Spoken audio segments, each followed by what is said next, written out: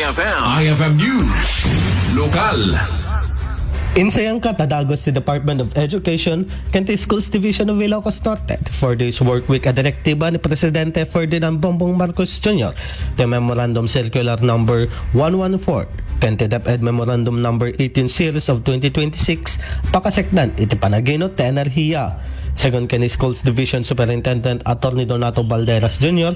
nga amin iti ahensya pribado man wenno gobyerno ket tumulong tapno makainot ti enerhiya gubwayan ti panagkulang ti supply ti petrolyo gapu iti rinupak sa Middle East.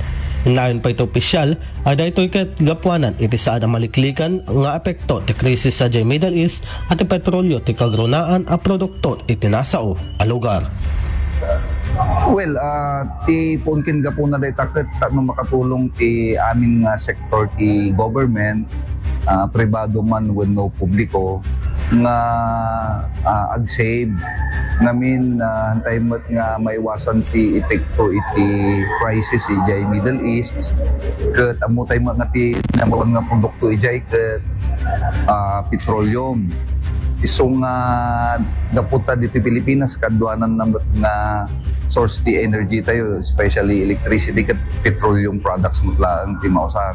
So nga babanday ta nga kanwat ma-arrestay ti panakausar ti reserve tayo nga crudo wenno petroleum product.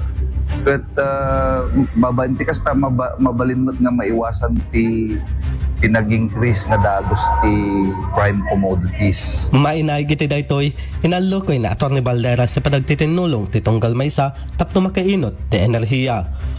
Para ti IFM News, Idol Rain Santos, Tatak IFM!